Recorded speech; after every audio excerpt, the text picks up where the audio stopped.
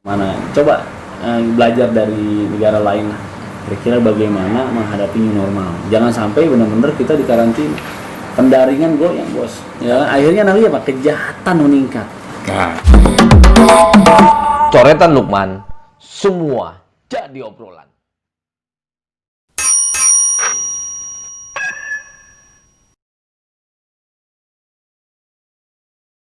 Ini pasiennya kan dulu kan ributnya karantina, ya kan ada lockdown, ada macam-macam lah. Dikasih waktu 14 hari, diperpanjang lagi, perpanjang terus, perpanjang 2 kali, 3 kali. Ini gimana maksudnya? Nah, ekonomi yang menengah kehidupan yang menengah aja goyang, gimana kita yang di bawah? Oke. Nah, ini PSBB tadi udah direm lah, nggak terlalu gaspol. Nah, ini juga sama. Apakah ada bantuan? Bocoran dana berapa triliun gitu kan? Nah ini gimana? Bantuan presiden, bantuan gubernur sendiri atau tingkat-tingkat ya lokal gitu ya? Itu bantuannya seperti apa? Sampai nggak ke masyarakat? Oke, sampai misalnya. Ada nggak peluang bisnis di sana? Jangan-jangan orang-orang yang kaya atau apa main tender di sana? Ini kan bahaya. Sampainya ke masyarakat dipotong lah isunya ya. Ini ada oknum. Ya, ini nggak sampai nih uangnya sekian atau bantuannya hanya berupa sarden saja, beras juga ini kan potong memotong ini. Itu tadi jangan sampai cuci tangan dari masalah. Tapi kita udah rajin cuci tangan pasti ya. Nah ini persoalannya bagi saya khususnya ya, ini warga-warga perumahan ini bagaimana? Tapi untuk mencegah COVID itu boleh-boleh saja. Ya itu tidak diketatkan PSBB di Jakarta ya. Ketat, namun tadi mall sudah buka, pendaringan sudah buka, akhirnya disuruh tutup lagi, ya nggak bisa 24 jam. Transportasi coba, katanya ingin mencegah penyebaran virus tadi COVID. Terus kita pakai ganjil genap, kendaraan, mobil lah atau motor, pakai menggunakan transportasi umum. Dulu tidak diperketat, hanya penumpangnya ya setengahnya lah, nah, dengan atur jarak. Baik busway, Transjakarta ya, MRT atau kereta-kereta atau LRT ini kan bagaimana ini komputer lain? Akhirnya orang menggunakan transportasi umum. Tapi ya kalau yang hari ini berlaku ganjil genap dicabut loh udah. Iya, memang dulu juga seperti itu. Ganjil genap dicabut. Ini maksud saya pada saat ini normal. Akhirnya apa? Penyebaran COVID makin meningkat.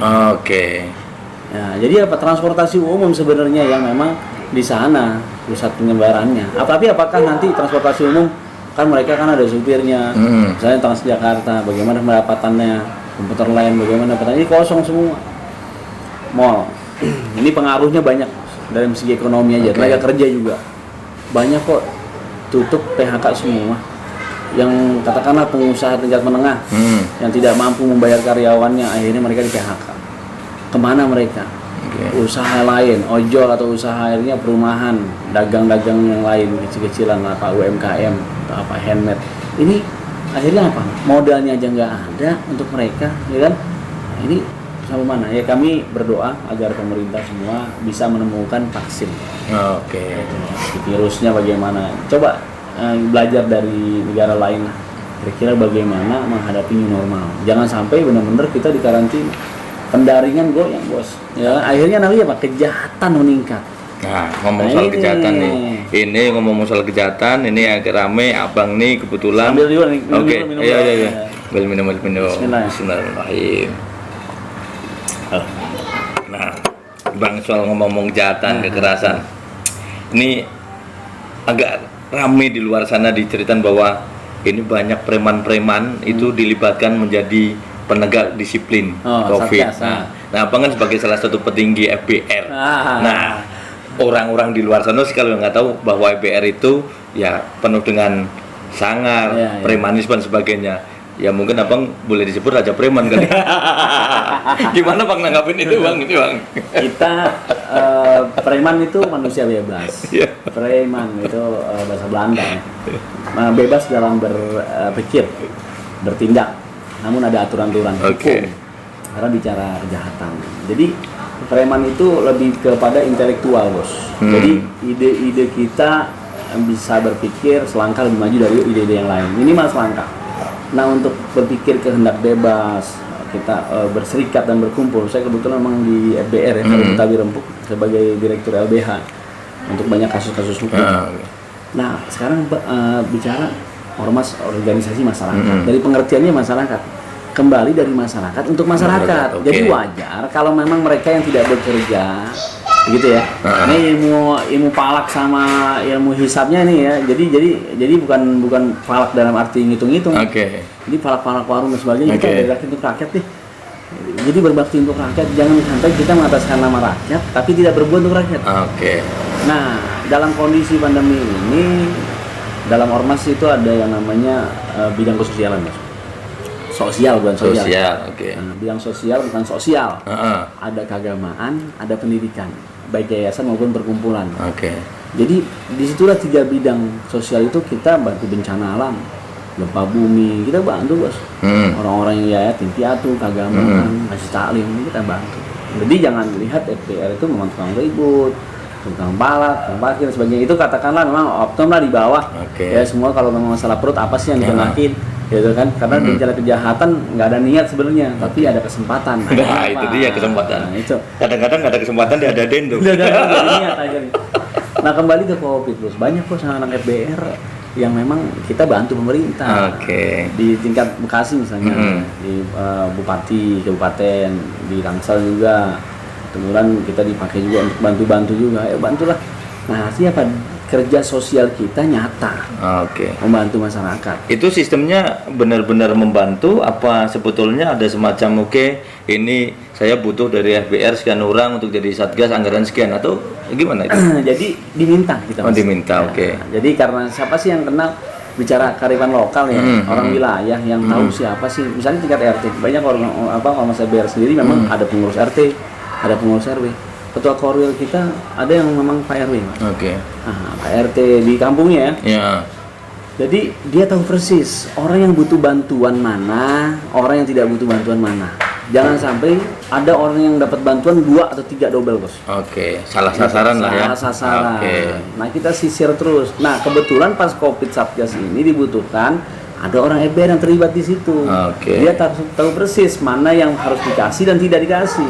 Jangan sampai orang kaya itu dikasih, orang kaya harusnya memberi. Kan tangan di atas lebih baik daripada tangan di Oke. bawah. Seharusnya begitu ya. Iya, iya, iya. Nah maksud saya ya alhamdulillah biar citra FBR ini yang selama ini orang pandang buruk, kita dianggap diminta lah untuk membantu masyarakat. Oke.